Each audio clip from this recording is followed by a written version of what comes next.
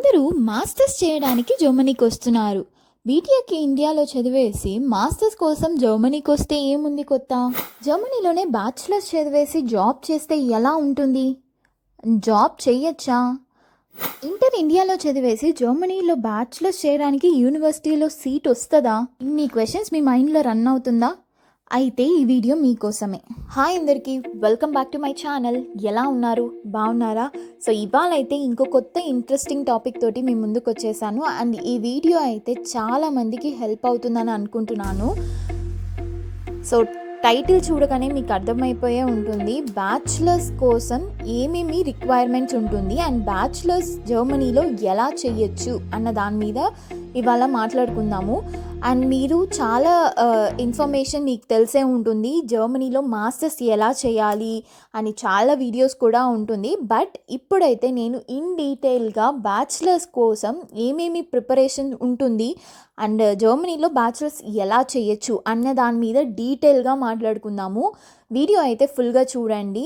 And కొత్తగా నా ఛానల్ని ఫస్ట్ టైం చూసే వాళ్ళకైతే నేను జర్మనీలో 3 years నుంచి ఉంటున్నానండి.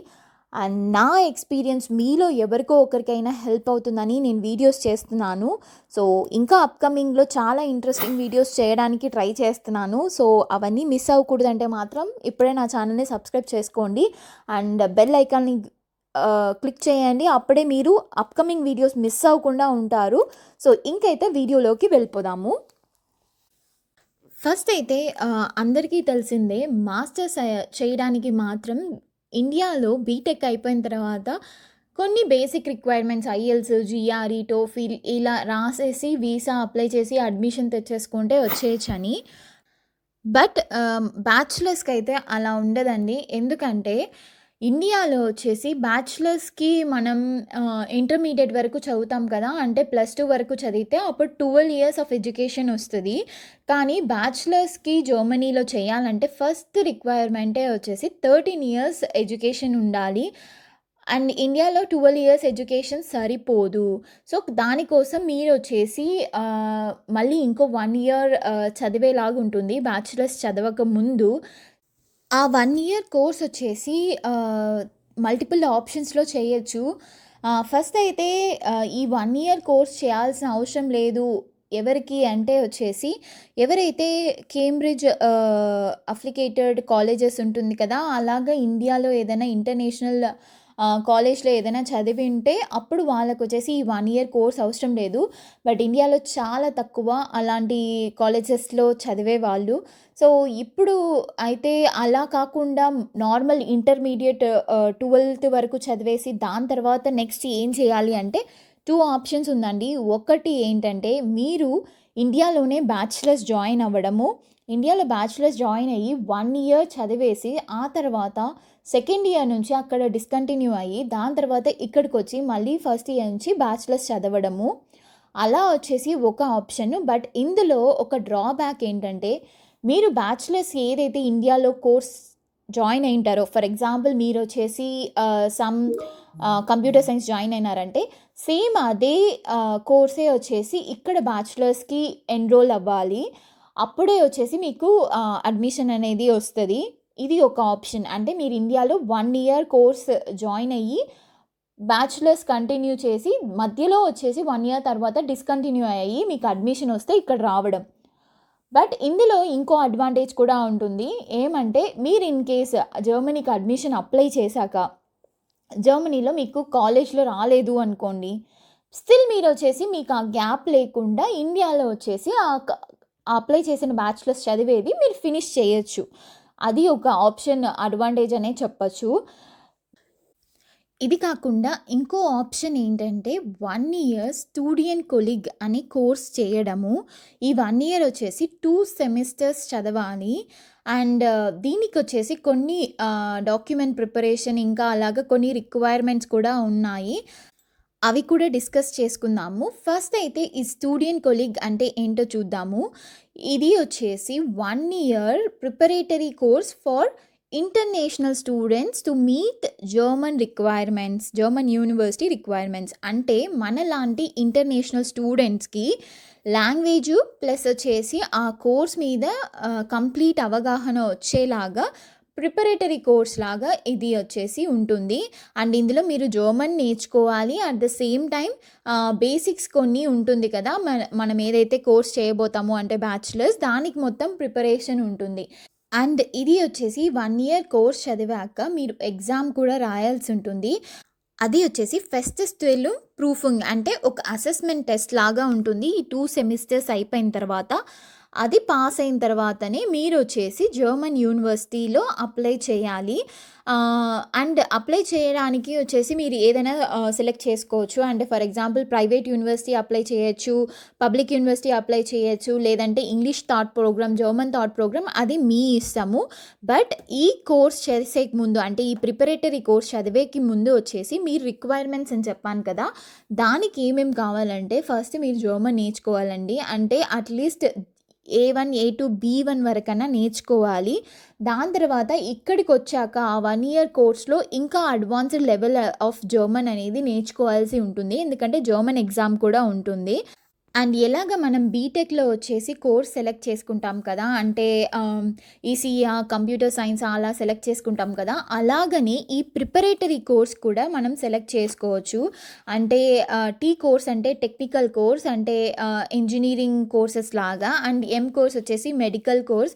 నేను అబ్రివేషన్స్ అన్నీ స్క్రీన్ పైన ఇస్తున్నా చూడండి. సో, ఇది సెలెక్ట్ చేసుకునిన తర్వాత దాని తర్వాత మీరు బ్యాచిలర్స్‌లో కూడా స్పెసిఫిక్‌గా వచ్చేసి దేని మీద చేయాలి అనేది కూడా సెలెక్ట్ చేసుకోవచ్చు. సో, ఇది ఒక కైండ్ ఆఫ్ ప్రిపరేటరీ కోర్స్ లాగా అనుకోండి.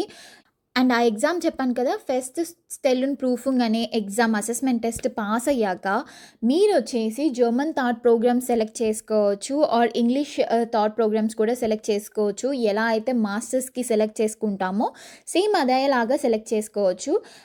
అండ్ ఈ ప్రిపరేటరీ కోర్స్ వచ్చేసి చాలా పబ్లిక్ యూనివర్సిటీస్‌లోనూ ఉంటుంది. ప్రైవేట్ యూనివర్సిటీస్‌లోనూ ఉంటుంది. యాజ్ యూజువల్ వచ్చేసి మనకు తెలిసిందే పబ్లిక్ యూనివర్సిటీలో వచ్చేసి కాస్ట్ అనేది చాలా తక్కువ ఉంటుంది. సెమిస్టర్‌కి ఓన్లీ 100, 200 యూరోస్ ఉంటుంది. సో, దానికోసం మీరు పబ్లిక్ యూనివర్సిటీ కూడా సెలెక్ట్ చేసుకోవచ్చు. అండ్ అది it's completely depends on your interest. మీరు ఎక్కడ అప్లై చేస్తారు, మీకి ఎలా వస్తుంది అన్న దాన్ని బేస్ చేసుకొని ఉంటుంది. ఇప్పుడైతే మీకొక ఐడియా వచ్చింటుందనుకుంటా. ఎలా ఇక్కడొచ్చేసి బ్యాచిలర్స్‌కి ముందు ఎలా రిక్వైర్మెంట్స్ ఉంటుంది అని చెప్పేసి. సో, ఇదేలాగా వచ్చేసి ఇండియాలో 1 ఇయర్ కోర్స్ చేసి డిస్కంటిన్యూ అయ్యి దాని తర్వాత ఇక్కడ వచ్చి చదివేలాగా డైరెక్ట్‌గా బ్యాచిలర్స్‌కి వాళ్ళకేంటంటే మస్ట్ జర్మన్ నేర్చుకొని ఉండాలి. ఆ తర్వాత కొన్ని యూనివర్సిటీస్ వచ్చేసి ఎంట్రన్స్ ఎగ్జామ్ ఉంటుంది. ఆ ఎంట్రన్స్ ఎగ్జామ్ పాస్ అయితేనే మీకొచ్చేసి బ్యాచిలర్స్‌కి అడ్మిషన్ దొరుకుతది. అలా కూడా ఉంటుంది. ఇండియాలో ఉంచి డైరెక్ట్‌గా బ్యాచిలర్స్ రావాలంటే. అండ్ ఇంకొకటొచ్చేసి మీరు డాక్యుమెంట్ ప్రిపరేషన్ చేయాలి కదా! ముందుగా అంటే ఫర్ ఈ ప్రిపరేటరీ కోర్స్ కావచ్చు, లేకపోతే డైరెక్ట్‌గా బ్యాచిలర్స్‌కి ఇక్కడికి వచ్చే వాళ్ళకైనా సేమ్ అదేలాగే ఉంటుందండి ప్రాసెస్. మీరొచ్చేసి 10థ్, 12థ్ మార్క్ షీట్స్ అన్నీ వచ్చేసి ఏపీఎస్ సర్టిఫికేషన్ చేపించడము, అండ్ బ్లాక్డ్ అమౌంట్ ఏదైతే ఉంటుందో అది రెడీ చేసుకోవడం, అండ్ కవర్ లెటర్ కానీ, లెటర్ ఆఫ్ రికమెండేషన్ మీ అన్నీ వచ్చేసి డాక్యుమెంట్స్ రెడీ చేసుకోవాలి. సో, సేమ్ అయితే ఆ అడ్మిషన్ ప్రాసెస్ ఎలా ఉంటుందంటే మీరొచ్చేసి డైరెక్ట్‌గా యూని అసిస్ట్ నుంచి అప్లై చేయొచ్చు. లేదంటే డైరెక్ట్‌గా యూనివర్సిటీస్‌కే అప్లై చేయొచ్చు. అది మీరు యూనివర్సిటీ ద్వారా చెక్ చేయాలి.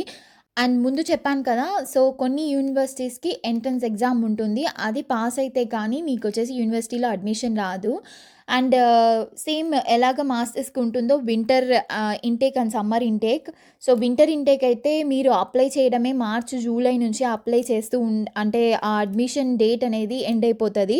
సో, అప్లికేషన్ ప్రాసెస్ డేట్ ఉంటుంది కదా! అది మార్చ్ లోపల, జూలై లోపల depends on the college, university ఉంటుంది. అండ్ సమ్మర్ ఇంటేక్ అయితే సేమ్ నవంబర్, జాన్వరికంతా వచ్చేసి అడ్మిషన్ ప్రాసెస్ అనేది అయిపోతుంది. సో, సేమ్ మాస్టర్స్‌కి ఎలా ఉంటుందో అలానే ఉంటుంది ఈ బ్యాచిలర్స్‌కి కూడా. సో, వన్స్ మీకొచ్చేసి అడ్మిషన్ ప్రాసెస్ అయిపోయిందనుకోండి, మీకు యూనివర్సిటీ నుంచి కన్ఫర్మేషన్ వచ్చేస్తే నెక్స్ట్ పాయింట్ మీరొచ్చేసి చేయాల్సింది వీఎఫ్ఎస్‌లో అపాయింట్మెంట్ బుక్ చేయడము. అండ్ నాకు ఐడియా ఉన్నంత వరకైతే వీఎఫ్ఎస్‌లో అపాయింట్మెంట్ దొరకడం కొంచెం కష్టము. ఎందుకంటే చాలా బిజీగా ఉండే వల్ల అపాయింట్మెంట్స్ అంత ఈజీగా దొరకదు. మీరు చెక్ చేస్తూ ఉండాలి. సో, ఫైనల్‌గా అయితే ఓవరాల్‌గా చెప్పాలంటే కొంచెం టైమ్ స్పెండ్ చేసి మీరు కొంచెం రీసెర్చ్ చేయండి. మీకున్న క్రెడిట్స్‌కి ఎలిజిబిలిటీ ఏంటి అనేది యూని అసిస్ట్ వెబ్‌సైట్‌లో వెళ్ళేసి మీరు సెలెక్ట్ చేసుకున్న యూనివర్సిటీలో ఏంటి ప్రాసెస్ అంటే ఈ స్టూడెంట్ కొలీగ్ కావాలనా? లేకపోతే ఎగ్జాక్ట్‌గా ఏం రిక్వైర్మెంట్స్ అనేది మీరు డెఫినెట్‌లీ రీసెర్చ్ చేయాలి. అండ్ దాని తర్వాత లాంగ్వేజ్ అనేది నేర్చుకోవడానికి స్టార్ట్ చేయండి. బ్యాచిలర్స్ వెళ్ళాలి అన్న డ్రీమ్ ఉంటే డెఫినెట్‌లీ ఇంటర్‌లో నుంచే మీరొచ్చేసి జర్మన్ లాంగ్వేజ్‌కి ప్రిఫరెన్స్ ఇచ్చి టైమ్ స్పెండ్ చేసి లాంగ్వేజ్ నేర్చుకోవడానికి ట్రై చేయండి. అండ్ ఇంకా వచ్చేసి మీరు ఎలాంటి థాట్ ప్రోగ్రామ్ నేర్చుకోవాలనుకుంటున్నారో అది చెక్ చేసుకోవాలి.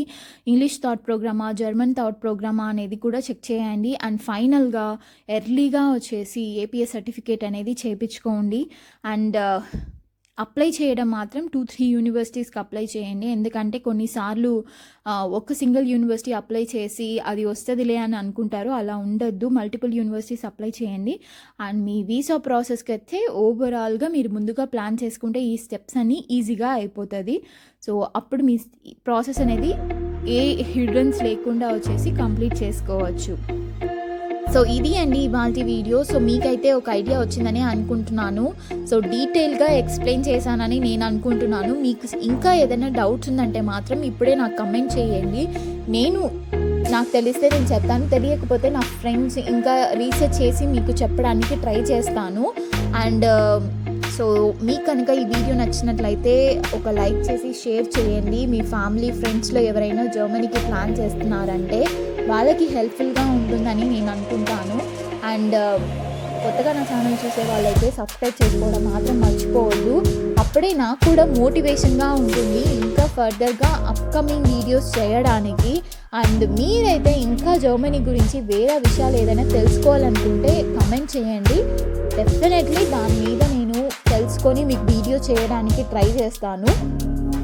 సో మళ్ళీ ఇంకో వీడియోలో ఇంకో కొత్త టాపిక్ తోటి మీ ముందుకు వచ్చేస్తాను. సో అంతవరకు బాయ్ మరి. Thank you for watching.